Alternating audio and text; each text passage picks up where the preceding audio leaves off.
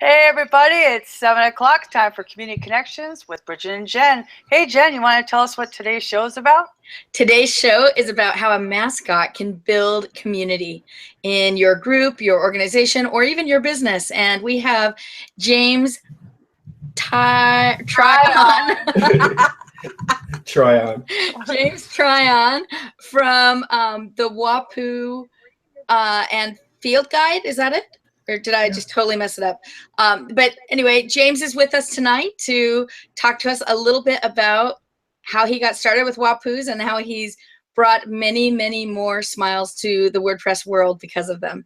So I'm really excited to be talking with him and with you tonight. So thank you. Yes. Thanks for joining us. Thanks for having me. So tell us the real name of the trading store. Well, it's WPW's Field Guide and Trading Post. There we go. Is the full name, but it just goes by WPW's. It's kind of a play on words because the URL is WAPU.us because they had the clever fancy domain. So everyone thinks it's just for US-based WPWs, and it's really the plural version of WPW's. So we were just trying to play off the URL, but it's WPW's plural. Nice. Well, it's easy to remember. So it's WAPU.us. Correct. Awesome.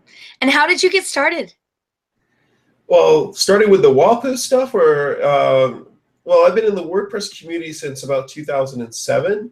And wow. Yeah, I've been around a while. My first WordCamp was actually 2009, but I started WordPress 2007. But I mean, I'm good friends. I mean, I call them my WordPress buddies because with all the core devs or the people who do a lot of like intense programming, and I think I'm pretty talented and good, but by no means was I going to try to compete in the world of who can do the best plugin development or theme development. So I looked at the WPW as a little niche of our way to give back. You know, everyone was doing the 5 for the community or 10 for the community, if you will, and I looked at it, well, I can do almost all of this, and I don't have to be a heavy back-end dev to do it. I can start helping right away. There was a couple of us making WPWs at the time, so I'm not the original creator of WPWs. I look at myself as a curator or trying to just give everything a home and a resource. So it was really just trying to make my mark without stepping on anyone else's toes and finding an empty niche and trying to give a home for our adorable little mascot. Awesome. And how many WPWs are there now in the world? I have no idea. I know that we have about 300 of them in the repo, but I also know that there's at least a WordCamp every weekend, and most WordCamps have at least one WPW, and most of them go unnoticed, or someone might tweet out a little picture from a WordCamp, and that's what we're trying to do. We're trying to grab those from like the sticker giants, or like a pamphlet, or someone's slide deck who made something, or just something that was just at that one little WordCamp that only 200 people saw, and we want to share it with the rest of the world. Some WordCamps are bigger, but a lot of them, under 300 people, and that stuff is only seen by them. It's gone over the weekend. There's no home for it. Right. So do you want to tell some of the newer people, because WordPress is growing, which means there's new people coming in who might see this Pikachu-looking thing and go, what is this? I don't get it. Can you give us a little backstory of the WPW? Yeah. So the WPW idea started in Tokyo 2009 after the Tokyo WordCamp. And now that wasn't the creation date, but Matt Mullenweg was talking with the community, and they were saying, how can we get the Japanese community more involved? At the time, Firefox recently launched their Mascot back then, so they were trying to compete with that in that style. So they thought about it for a while, and they started implementing the plan about 2011 as the actual release of WPW. So WPW's birthday is February 19th, 2011. But it was so the creator of WPW, I hope I don't butcher her name, but she was brought on by the community, and she was actually sought after because they looked at her work and illustration style, and they wanted her. Her name was Kuzuko Kenichi, I think. I feel really bad. about how to pronounce her last name, but her first name's Kazuko, and she decided to donate the WAPU to the foundation and to WordPress for the community to help the community grow. That's so cool. I didn't know that. That's why the WAPU is open source. Yeah, the WAPU's GPL. And if you on our site, there's several histories. So on WAPU's site, we have a history that goes over illustrations, sketches, concept art, where it came from, the process from 2009 to 2011, and it shows the process. So it's kind of fun because at first I did think this thing, like, what is this? This thing looks like Pikachu. And to be honest, it took me some time to like kind of really fall in love with it. At first I was like, no, that's not right. But once I read the backstory, I saw the sketches, I saw the concept art, where it was coming from. And then Michelle Schultz made a WAPU that actually has WAPU wearing Pikachu costumes, and it shows the differences, like the way the ears and the head is, the tail, and then it's like, okay, it's clearly not the same. It's just influenced by Japanese culture. That's great. And tell us a little bit about how your store is set up and who benefits from it, because I think that's one of the key points about wapu.us. I think that's really cool. Yeah. So this is a tricky situation a little bit, because we're not a nonprofit, but we're set up to where we're not making profit. We just haven't gone through the paperwork. So we're not making any money. Everything we do is to help the community give back.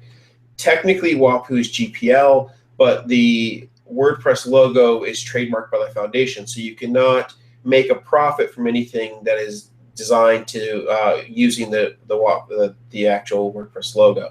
So everything we do is at cost plus plus the actual production cost. So let's say we sell a T-shirt or a pin. So we have $5 set aside for that, and out of that $5, it covers the actual fees. It covers $1 to go back to the foundation. It covers $1 to help the community, and it covers $1 to the artist. And then it gives us $1 to fulfill the order or take care of the site. So we do make a little bit, but for every item we sell, we make $1 to help. But technically, it takes us like 4 hours to quality check pins. So it's really a labor of love. But we're doing it to give back. So every time, every month, we give $1 per item sold back to the foundation and try to help there. And then with the community dollar, we make extra stuff. So when we have a WordCamp, like we had WordCamps, so this is, maybe you can see them. I'll take them out of the bag real fast. This is from WordCamp Jacksonville. It's a little sailor WAPU. Awesome. Yeah, and so there's actually mistakes in a lot of them. So we had 50 of them remade. But when we make them for the camp, we always make 20 extra to put in the store and then 30 extra to give away. So that extra $1 goes to making the extra pins that if you ever see us at an event, we usually have pins and swag, and that's for us to give out and help spread events or networking. So I should have got my lanyard from the other room, because that was the community part. Oh, that's right. Like, you go to Disneyland and you have all these pins and people like to trade them. Right. Yeah. We're going to WordCamp US and we have this pin to share. Yeah, it's exciting. I actually have more of yours. Oh, yay. Yeah, fast. Yeah, we checked them all last night. So they're all ready to be labeled, and all the ones that have messed up ink, because they have to be cured, they sometimes bubble. So all those have been pulled out. Okay, great. Because we're taking them on a plane with us, so we need to get them as soon as possible. So, I had to go get my lanyard, because now I just have one lanyard. It's so big that I don't have all my WAPUs. And I will say that I thought this was super lame. But then, this is what happened. So I got one from Rachel Cardin at WordCamp, WP Campus, sorry. Not for the higher education. And I was like, oh, that's so cool. And then I got this community one from GoDaddy, right? And then I'm like, first of all, I was like, okay, well, this is cool because I have my Flair. But then somebody gave me one from Silock from Arizona, and then you gave me the Rubik's Cube one that glows in the dark. I haven't verified that. And then of course we got Rosie, you know, and then I got Benjamin Franklin, and all of a sudden it became more than just the WAPU. It became memories of WordCamps that I'd gone to and friends that I made. And that's why I was thinking this would be such a great topic for community connections, because there's such a big community even around this mascot, right? So can you talk a little about the trading and all of that?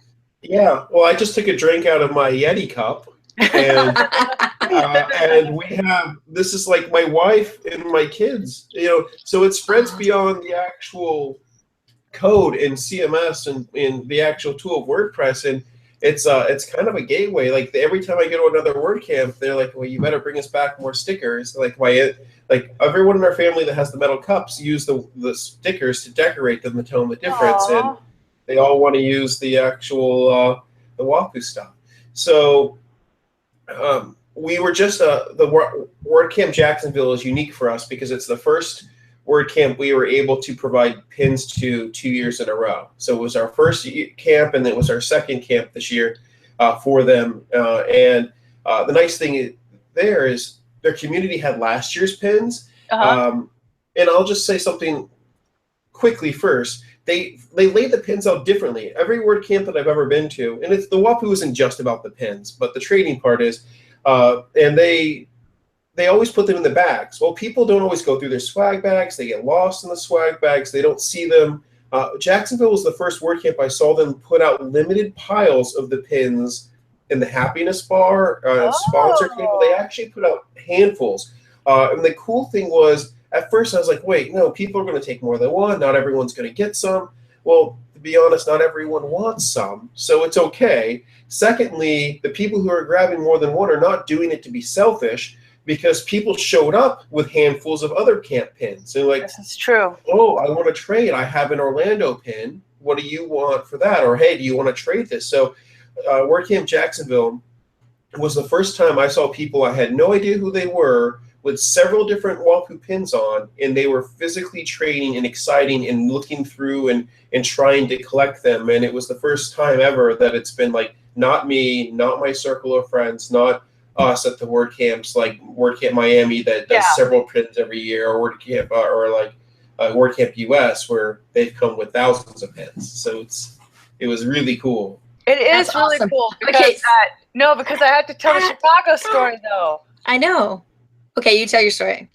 So I'm at Chicago, and of course, you know, Sherry and Cheryl made us Rosie with Jen's art direction, Rosie the WAPU. And I have 3 things to say about this with the total strangers. Okay, the first one is at Chicago. I'm wearing my green shirt, the one that I took a selfie with you, James. And the day before that, though, this lady walked down the stairs, and I was walking up. I just went, "Oh my God!" Like I didn't even realize. Like I had no. It was like seeing a celebrity, right? Because I just said it out loud. "Oh my God, that's Rosie!" And the lady was like, "Yeah, I love this shirt." And I don't even know who that lady was. I told Jen, oh my God, somebody's wearing our shirt. She goes, "Did you get a selfie?" I go, "No." Like, because I felt like oh my God, a stranger's wearing the shirt. And so, I did later, and I found her name is Lori. She's really nice, just purple hair. But it was just like, I was so shocked because it wasn't just our local people, right? And then, so the next day I'm wearing my green Rosie shirt. I get on the plane because I'm leaving, and the flight attendant at Southwest says, "There's a story behind that. I don't know what it is, but I like it." And then I was at Trader Joe's, and the cashier was like, "What is that? I think I know what that is. What's the W?" I go, "Oh, that's software to build a website," because that's just what I tell lay people, right? And she goes, "I really like that. I think there's a story there." You know what I'm saying? So it's just funny, like you never know how somebody's going to react, because people, the WPWO is endearing in its characteristics. Would you say that that was a universally accepted characterization? Okay, so I'm going to interrupt here for just a second because we had another story, like what Bridget's saying, just happened this week. And I know you've been aware of it, James, because all of our Twitter feeds have been on fire, right? Where there was an article written about remote work in the Wall Street Journal, and our Rosie was on the shirt of the woman who was featured in the article. And so her photo was there front and center, and Bridget and I both were copying in a Facebook message saying, "Did you see this?" And it was pretty cool, like to know, because it was someone we didn't know at all. Just like Bridget found out in Chicago, we're finding that people are finding Rosie all over the world. It's not just something that's our influence. It's not even Women Who WP's influence necessarily. They're gravitating towards her because they see, you know, the WPWO, and they feel connected to it, and it's just so cool to see. So yeah, they found it on the WPWO.us, and they love the swag, and there's so much cool WPWO swag on the store. Yeah, especially for us, huh? Thank you for giving us a tag. Has it been profitable? I know you don't make a profit, but have we had a lot of orders? We've had like total orders in the past 2 months we've sold 64 things. Wow. So great. Some of those are pins, and then some of those are other pins, but I would say at least 80% of that is Women Who WPs. Awesome. You know, so it helps. I mean, the idea of the swag isn't, you know, it's there to draw attention, and then it was like, well, I want to see everything that Printful can do. So it was fun to see, you know, to build all of that out. But you know, we could add any swag. Once we get to the point to where we have a little bit more community involvement with the site, we could add anything we wanted to it. So because these are so fun. I mean, the hipster WPWO pen that has an iPhone with earbuds and a giant coffee. I mean, there's so much fun. There's so many fun characters, and I just love that people are kind of just making it their own, you know? Exactly. Yeah. I know that you said there's a GitHub repo. Do you want to tell a little bit about that? Sure. Like, how can somebody make their own WPWO? So the original repo is still there, and that's actually what we pull a lot of our WPWOs from, because there's a WPWO API using the REST API. So we originally started from that. I can find the link, but it's on GitHub. It's a Japanese version of the WPWO stuff, and it was cool. But unfortunately, in order to use that, you had to understand GitHub. You had to understand how to do a commit. I think, Bridget, you've just recently done that. Or have you not? Still not yet? I have an account. Matt Cromwell got me an account. I think I've written an issue, but I don't think I committed it. No, actually, the day that Bridget went on GitHub, the internet went down. There was a DDoS attack. It wasn't me, I promise. It was coincidental. So the thing is, I like the site. It's a great resource, and if you add your WPWO to the site, and I'll give you guys the link here so we can share it, we pull it into our site. So anything that goes to the original repo, we still pull in. But we wanted to expand that. We wanted someone to be able to fill out a form, so we hooked up Gravity Forms on our site. So if you want to submit a WPWO, you can fill out the form, upload your image, and it gets added to a draft post. We'll review it, make sure it's not offensive, and publish it. So our site does a lot, but we're also going out and finding others that aren't submitted, and we're trying to expand it. So this is a great tool. It was sort of like the predecessor to ours, and I don't want this one to go away. And we are still pulling in from here. But yeah, it's it originally started there. So the repo, it's not code-based. It's based in what? Oh, this is Illustrator, Photoshop? Oh, the repo that I just sent you guys, that's actually a GitHub repo that's pulling from GitHub. I mean, the WPWO file, like what? WPWO itself Illustrator file. It's Illustrator, right? So Yeah. they don't have to know PHP. They just have to know Illustrator. Correct. To make their own. Well, you can make yours however you want. It's GPL, and in our resource, we're trying to link the actual Illustrator files or the source files. Some are actually written in Photoshop, so they're like pixel-based design. The problem with those is if you did want to get other swag created, that's not always the best format. So we would recommend that you did it in an Illustrator or EPS format or SVG format. But as far as restrictions, there's actually no real restrictions on making them. There's been different renditions, different versions. There's been some that have even been 3D printed, and so. Well, the reason why I asked is because one of my friends thought it was made out of like CSS or something. There has been some. Oh, really?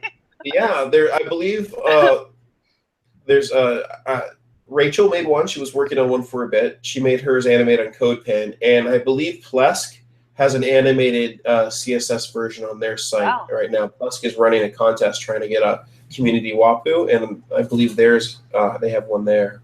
Cool. So yeah, I mean there isn't any limitations. You could make a WAPU out of anything and get it recognized and submitted. Do you have advice for anyone who would be building their own WAPU? As far as have fun with it. So the only real requirements that I would say is the shape of the mouth, like the shape of the head shape, and then the eyes. The eyes have to be solid black. Other than that, there isn't really any requirements. So like we were playing with for a work at Miami, we were just thinking 80s theme. Like what can you do that's 80s, and then how can you play off of that? Yeah. Somebody recently just submitted a dragon WAPU. Yes, if you went to like wapus.com, I mean wapus.us, you can see it. There's a squirrel WAPU. There's a couple lobsters. They go by Wopsters.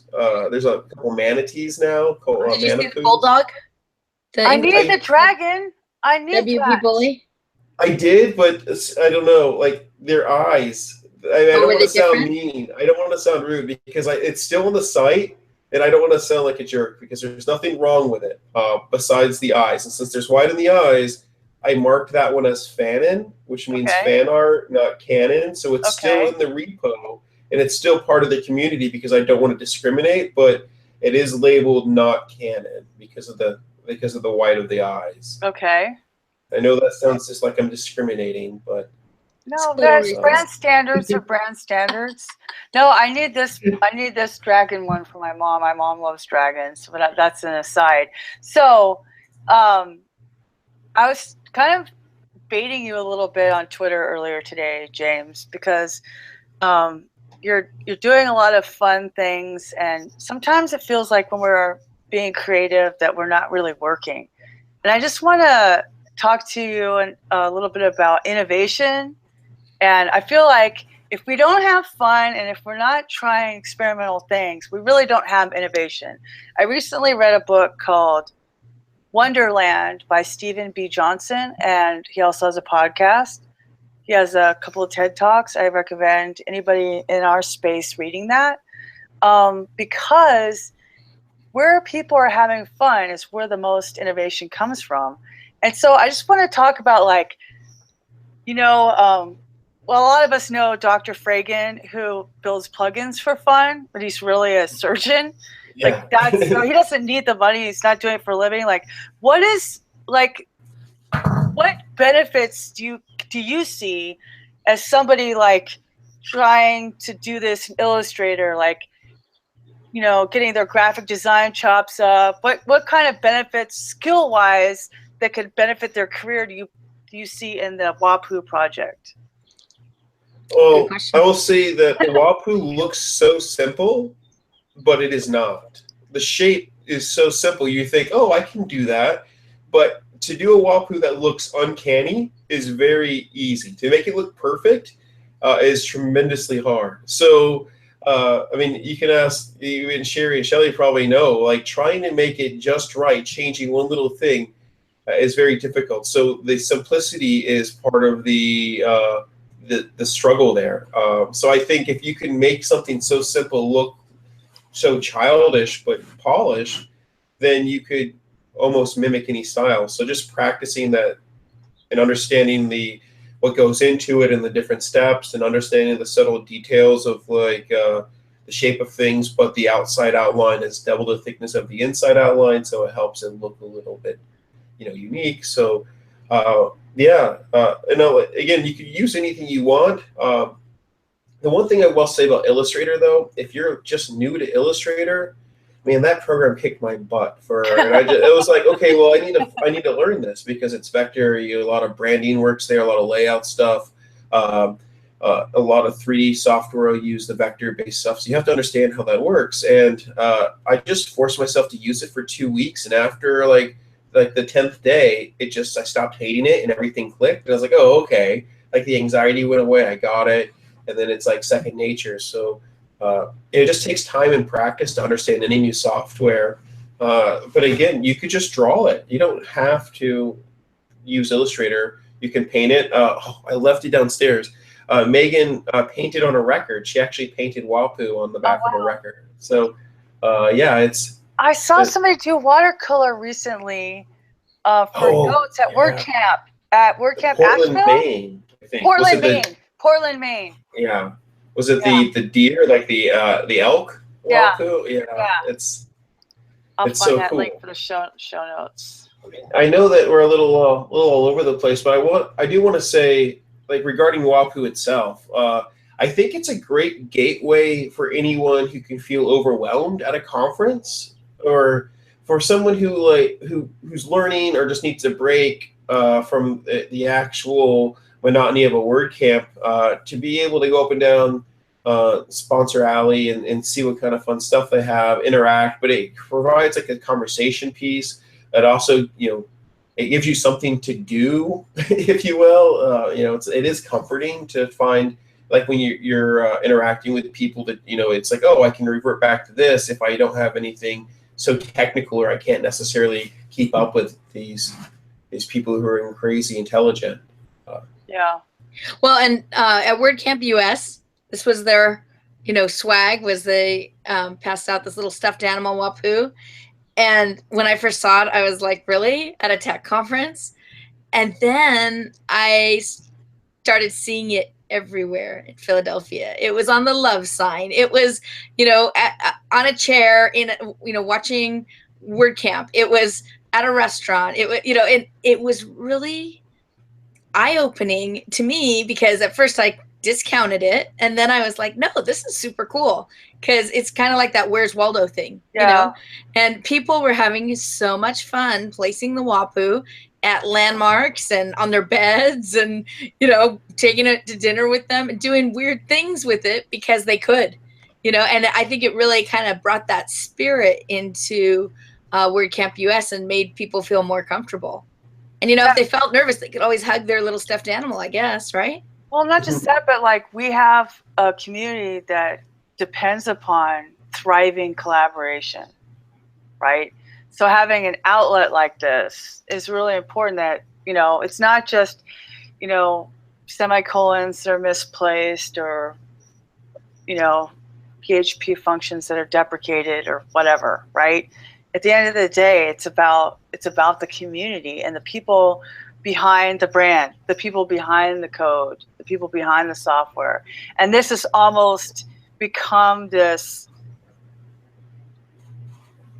manifestation of all the goodness of the WordPress community. Would you say that was a fair characterization, James?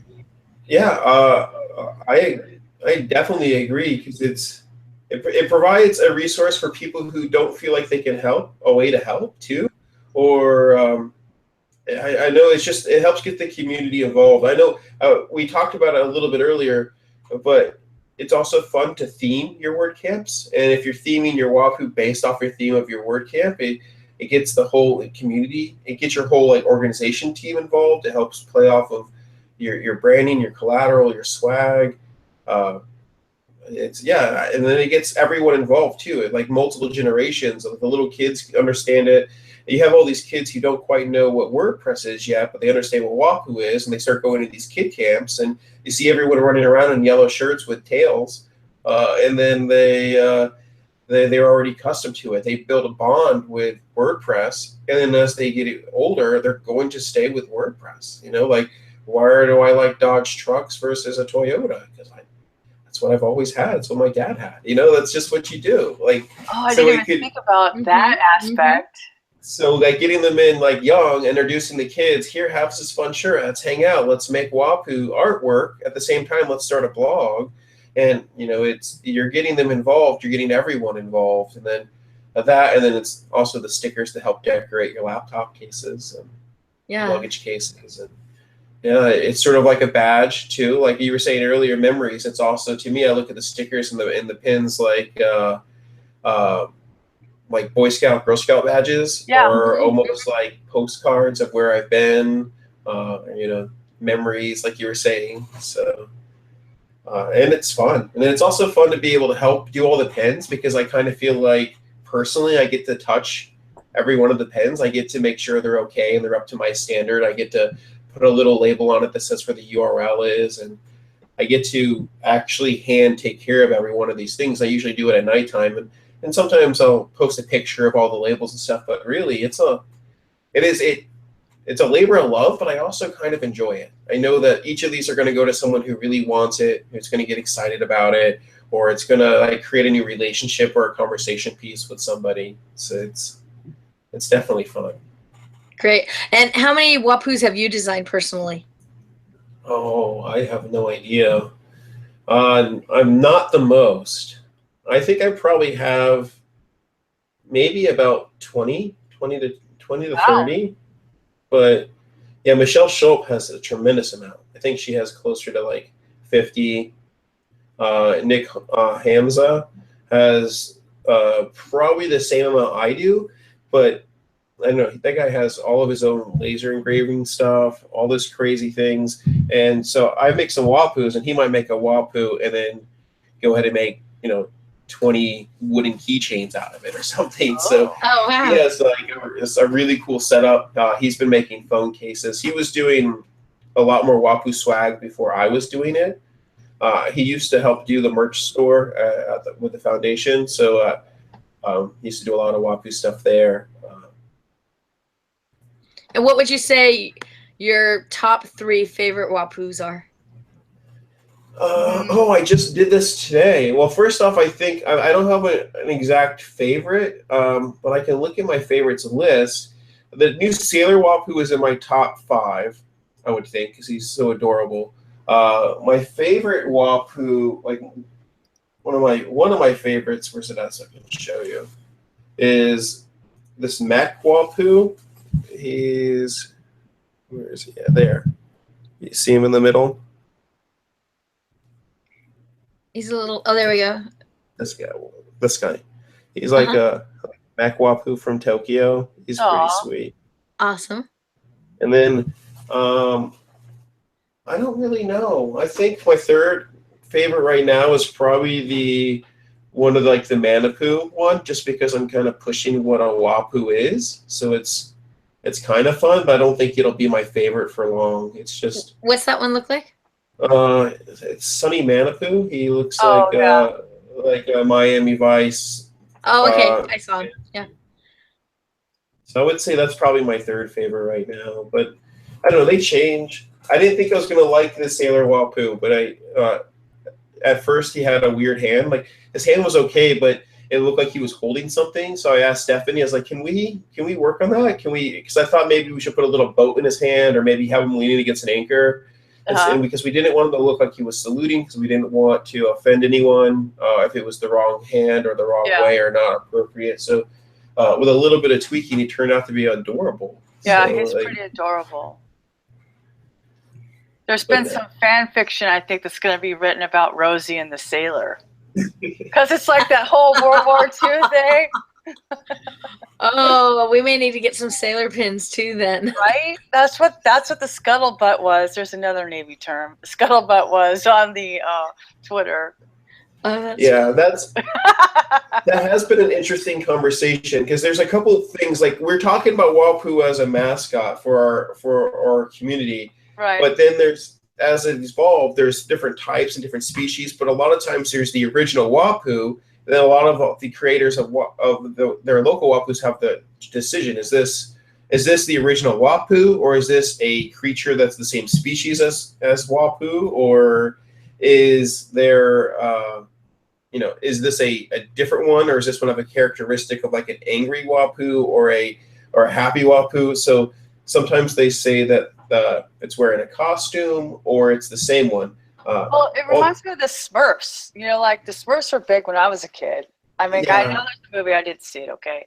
But I had the little figurines and I watched the cartoon, and there was one girl and one old guy. Everybody else just was like the, kind of like the, not the elves, but the dwarves from Snow White, sleepy, dopey, happy, So one interesting thing is, well, not interesting, I've just gotten yelled at a couple times. is like I was saying, is like the creator can choose if they want it to be the one wearing a costume or the one that's a unique one. So if they can choose that, they also choose if they want to have a wapu to have a gender. So some people are like, well, some are clearly because they're after men or women, or they have a miss in their name, and some are not. So sometimes people are like, no, we can't have a gender, it's a mascot. And others are like, well, I don't want my wapu to have a gender, but I want it to be this way. So it's the creators have the decision if they want their wapu to have a gender. So and each what one gender it is. There's 6 in the field in the admin right now for choices. But yeah, that's been interesting. Like corralling a community of opinions based around trying to do something good. It's interesting what the community picks up on or wants to inform you about the most. What would you say is the most? But that's interesting. Just really quickly, because it hit our identities. That's how successful the WAPU movement is. That we see it ourselves in it. Mm-hmm. And to me, that is a success. And that's what's so great about the inclusion that is the WordPress community, is that we can have different ideas and still be one. Yeah, I agree. Yeah. And I forgot, I saw one of the ladies who's going to Europe has Wabuli, which is after a French bulldog. Don't tell Sully I love French bulldogs. Don't tell Sully I said that. But I like totally want that sticker, right? Right. That's the one we were just talking about. Because I have a dog. It's my identity. See? Yeah. So I think that, to me, that shows a success, because nobody would be passionate about something that didn't matter to them. Where's my dog? There's my dog. He's hiding. Sorry, Jen. I just had to say that because, like, that's key, man. Community is going to have a mingling and mixing of identities, and that's what's great about it, the diversity. That's true. And with community, as we were saying before, there's sometimes controversy. What types of controversy have you seen with the WAPUs besides gender issues? Some people think a wapu should only be holding the ball. I know this is like a wapu can only be this. It can only be the yellow guy holding the logo. Some people say a wapu can't be anything that isn't the WordPress logo. Some people don't think sponsored wapu should be wapus. And there's been some incidents with like the Cookie Monster one. Like, it's a cute Cookie Monster, but because of the rules of the eyes, and like it was clearly Cookie Monster. It was very good and original art, and I think it's in the site, but like this one has to be like that whole fan and cannon thing we created, so we can we don't want to discriminate, but it doesn't quite meet the guidelines, so we're still going to include it. There's been that. It hasn't been too bad though. That, and then really like the positions. Some people don't like a standing wapu. Some of the newer ones we've been doing lately are different positions or shapes, or like the exercising one. They're like, well, is it a wapu because it's not holding the ball? And then the other one that's big is the species. Like, only the yellow one, but like you have a really cool sheep wapu, the lobster wapus, the like you said, the elk one earlier. So, but I don't know, they're just purists, I guess. So, Okay. Well, and that actually brings up another question. So we're having a gathering, a pre-WordCamp event tomorrow, and we wanted to have some swag to pass out. And so we tried to order some. And because the our WAPU, had a W, the WordPress W on the ball, the print company refused to print it because they said it was copyright infringement. And so I had to take them to your site, walk them through the origin story, explain to them that this was for a WordCamp, and that this is for a pre-warm-up event, and there's no money being generated and all of that. But it was work, and I had to actually put something together in writing and send it to them, and so I'm grateful that you have your store, because it makes it really easy for us to be able to order whatever we want. But I thought that was interesting, and I wonder if other people have had that same issue when they have a WAPU that has a W. Yeah, I don't want to say too much because I honestly don't know, but I also don't want the foundation getting mad at me because we're giving back, we're helping with them, right. But there is several sites that are selling WAPU shirts at a higher profit using like Redbubble or some of the other t-shirt companies, and we're doing it from a standpoint of really, I wanted anyone who couldn't go to a WordCamp to be able to get that WordCamp swag. Yeah. And we're doing it at cost, plus our own donated time and things. So we're not making profit off of it. And I made it clear.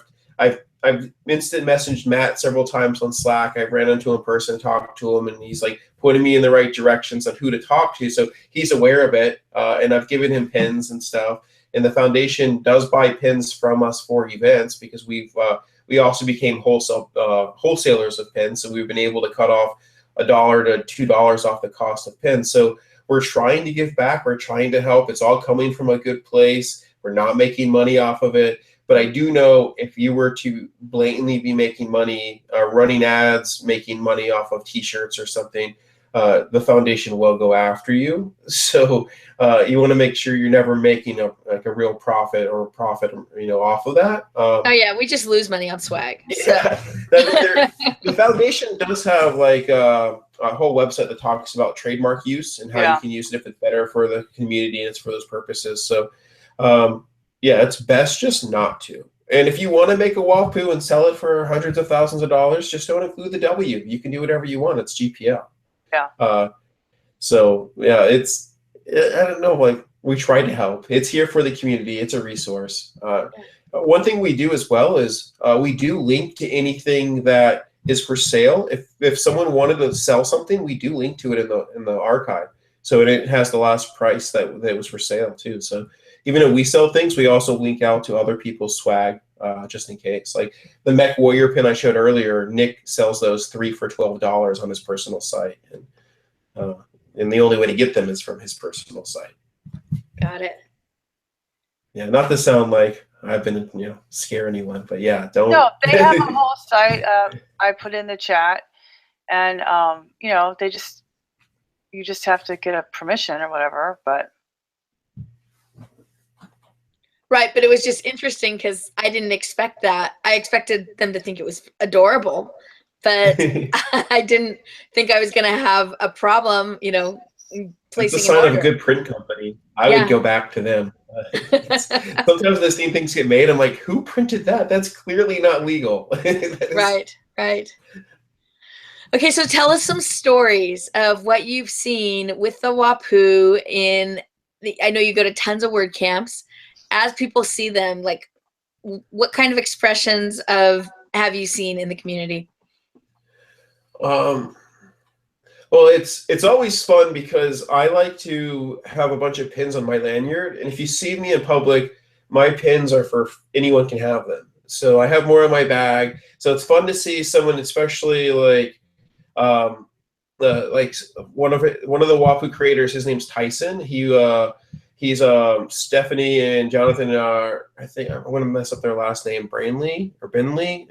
Jonathan works at Modern Tribe, but Tyson actually hand sews WAPUs, makes little fluffy plushies. And when we were at WordCamp Miami, he saw some, and it was so cool to be like, oh yeah, well, you can have them. Like, to just give someone who's another WPU person who's had a pin. A lot of people come up and they get really excited, like, oh, where's that one from? Or I didn't see that. Like in Miami, they, you know, about 1,000 people there, and there was 4 different pins. So not everyone, you know, you couldn't get all of them. Right. So it was neat to have this, you know, just to see people get excited or want to trade. And I'm a little different perspective because I have a pocket full, so it's different versus somebody else who wants them. But you do have people who are, you know, dying to get them, if you will, super excited, or hunting you down, or knowing that I'm going to be at an event and I'll post pictures and they're like, well, I will see you in 2 days. Where are you going to be? And so like, when we went to Chicago, I had 5 pins in my bag. I was just passing out to people because they knew I was going to be there and they wanted certain pins. So, and it definitely is got to collect them all, Pokemon or basketball cards, you know, that mentality of like, once you're addicted, once you have a couple and you buy into the culture, then you want them. So there is that exciting level, and it really is someone who knows WPU. And they're, as soon as someone been to 1 or 2 WordCamps and they see this WPU thing, they just get excited. They want the pens, and then you can pull out a unique camp sticker or something. It's like, oh, I happen to have some sticker sheets from WordCamp Atlanta. Would you like some? And you know, it's just fun. But it's more of it definitely is a groundbreaker. It's not something that's heavy technical. It's an easy conversation starter if you just need a break.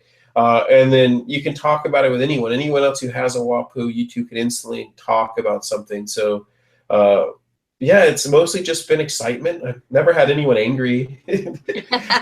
Maybe upset that I didn't have any more of a pin left. I was going to say, have there been fights? People trying to take them from each other? Yeah, there was one lady, she got a little upset. She's like, you said you would see me in Orlando, and when we got back from WordCamp US, and a couple of the meetups, I just forgot it was Tuesday, and I'm like, oh, it's already 6:30. I'm not driving downtown. So like, she got mad. She's like, where's my WPU pen? So we've had one lady in Tampa. She was having a baby, so she couldn't make it to our WordCamp Orlando. We had Harry Potter pins, themed pins. Oh no, I'm sorry, magic pins. Trademark issues. We don't want to. It's definitely not a golden snitch that he's holding or anything. So, you know, we made sure that pins went back to her, and through the WordCamp Tampa people, they got her pins. So it's, that's, you know, it's a small community. We have close to almost 500 people. Well, no, closer to 450 right now on Twitter following us. And I mean, there are legit people following. There are people who actually care and like WPU. It's, you know, and they want to see the new WPU. So it's genuinely, it's real conversations happening versus, you know, bots or random, you know, filler accounts. Right. Right. And how are you guys with like all the Rosie stuff? I mean, I think that's been the biggest movement so far with all of it. Is everyone's excited? Everyone like who sees it. Like I posted the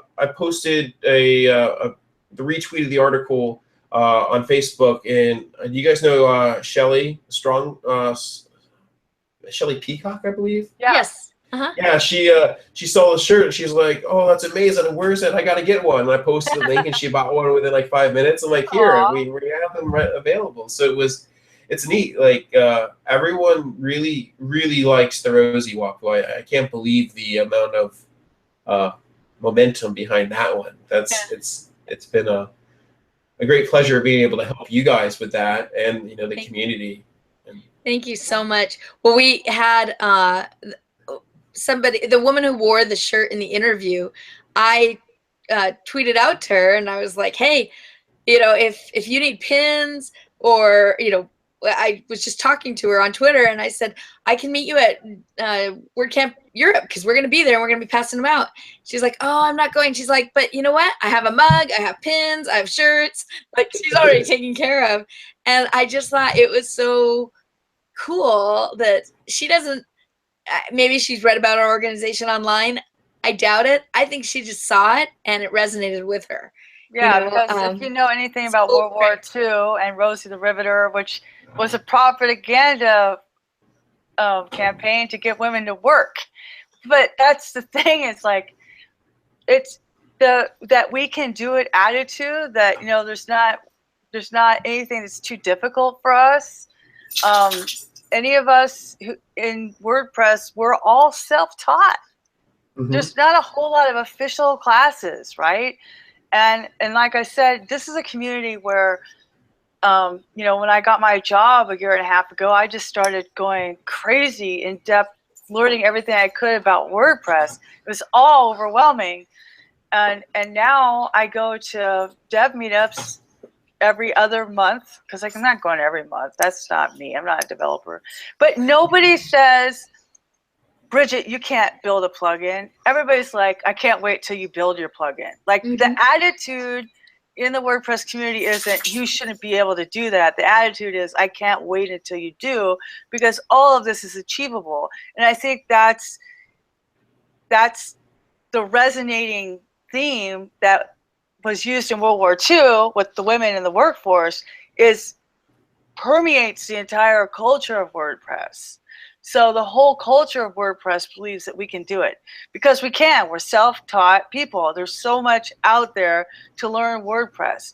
There's paid courses, but there's also a lot of free things. There's plugins like Hello Dolly built just so that you can learn how to make a plugin, and everything on how to do a meetup, how to do a WordCamp. There's handbooks, the codex, there's resources, WordPress TV, which is the most undervalued, underviewed resource on the internet. Anything you want to learn is on WordPress TV. We can all do as much as we want to. We're the only ones saying no to ourselves in this space, right? And I feel like that's kind of what that good feeling and that sentiment is what you get when you go to a WordCamp. Like, you know, we can all be contributors. Speaking of contributors, Bridget. I wasn't fishing. I'm just like really passionate about this. I'm in the marketing team, so there you go. Me too. That was fun. And that's what's so great about WordPress, is that it gives us each a way to contribute. Like James was saying, he was looking for, what could I do? What can I shine with, right? And that's how you started out with the WAPUs. And that's kind of bringing us full circle, you know, for tonight. But also, we haven't asked you the question that we ask everybody who's on this show. And that's, how do you WordPress? Oh, well, how I provide for my family with WordPress is I run a full service agency that builds most of our stuff off of WordPress, but it's called Easily Amused. We've been in business technically since '99. Wow. 98 was the first year we started, but we changed names to Easily Amused Graphics in '99, and then Easily Amused Inc. in 2003. And then last year, Easily Amused Incorporated, to make sure that the pesky IRS would leave us alone. But yeah, we've technically been in business a long time, and I help we work as digital partners with our clients. So right now, a lot of you might be aware of LearnDash. We just relaunched LearnDash, the front-end facing site, designed and built that a couple months ago. Nice. We're running some, right now we're doing a lot of Facebook and AdWord campaigns for some of our clients, helping them make sure they're getting clients into their school. It's actually a campus in Virginia, so we're helping them sell courses. And we're also, what else are we doing? We're helping redesign a couple premium plugin marketing sites right now for some people that we know, that we all know. So as those get closer to being finished, we'll be happy to show you. So the past couple of years, my team was teamed up with Valet as their creative design and development branch. So we were able to do a lot of cool stuff, get a lot of cool connections with those guys. Those are great guys, great people over at Valet. Last July, we went back on our own and just doing the same thing, just a smaller team. Because Valet, we got almost a 20, and they got all day of meetings. So, long story short, we're a full service agency that acts as a digital partner with our clients, whether it be email support or branding. We're just here to help them, and we've been doing it long enough to say that we have a pretty good understanding. Now, everyone says you need to specialize, and I would say my specialty is probably just customer service. We've had some of the same clients for 10 years, 15 years. And some that of doesn't them, surprise me. Yeah, me either. Because of your whole being is just helpful. And where are you based out of? We're all remote, but right now everyone on team is in Orlando. So yeah, it's almost 11 here. Second shift, get some more coffee, and we'll be up working. For being on the show so late. How about your clients? Are you international? Are you Orlando specific? No, actually, I don't really like working local because there's nothing like having a client owe you $20,000 and their face is on a billboard, or you run into the accountant lady in Publix when you're getting groceries. You're like, oh, so you're going to cash the check? Are you going to, So like I really don't. I mean, I like helping local, and I help run the Orlando meetups and the Orlando WordCamp. So I definitely do give back and locally. But my clients really come from referral, but also like a lot of the clients are actually. I don't want to like shoot myself in the foot, but like they come from good sponsor relationships with good quality hosts and different people in the community. Just do good work. They know you do good work. They want their clients to be happy, and you'll stay busy. So it's just that's great. And then that made me think of another question, and then it just left. Oh, where do you find your people that work for you when you make hiring decisions? Do you have one place you go, or? Yeah, we are currently looking to hire, and that's been tricky. Like, we only got 3 minutes left in a show, and I can tell you, ever hear the story about what if I get hit by a car? Well, my lead developer did get hit by a car a couple months ago. He's okay. He's fine. The bike's okay. But he did break his leg and had to get a rod, but he was more concerned that his motorcycle was messed up, but everything's okay. But yeah, we lost our lead developer earlier. Actually, a lot of my team has been with me for a while. So yeah, like some of my team has been with me since 2006. The developer that got hit by a car, we went to high school together. So yeah, but he's okay. His name's Andrew Smalls. He's alive. He's fine. But like he's not working with us anymore. So like our team up to this point has been long-term friends, and when I need extra help, it comes from people I trust in the community that we've been working with. It is an interesting, exciting time where we're looking to re-expand our team a little bit. So yeah, I don't know. I've been lucky enough to use the same team pretty consistently for a really long time. And so we are looking for an entry-level designer to help with the overflow work from WAPU stuff, because I would like to be able to offer more WordCamps WAPUs. They ask for it all the time, and we can't do a lot of free WAPU designs. So if I can get an entry-level graphic designer, teach them some of the ropes, get them to do some community WAPU stuff, I think it's a win for everyone. Get some experience, of course paid, but yeah, we're looking to start extending again. Great. So building relationships for your business, for your community, and for WAPU. Sounds like a great ending to a great show. Thank you so much for your time. Yes, and thank for you. all that you do for the WordPress community and the WAPU lovers out there. Can you tell us really quickly how people can find you? Yeah, you can find me at WAPUs or easillyamusedinc.com or James Tryon on Twitter. Yeah, that's pretty much it. James Tryon everywhere, or WAPUs or Easily Amused. Well, thank you so much, Jen. You want to tell everybody where they can find you? Yes, they can find me on LinkedIn or Twitter at JenBlogs4U, the number 4, the letter U, JenBlogs4U, or at my website, needsomeone2blog.com. And if you're live streaming or going to WordCamp Europe, you can also hear in the lightning talk about local SEO. I'm Bridget Willard. You can find me at bridgetwillard.com. You too can be Guru on Twitter, and of course at GiveWP. Thanks everyone for watching, and thanks James for being our guest, and thank you Jason Tucker for trusting me with the controls. Have a good night, everyone. Good night. Bye-bye. Night.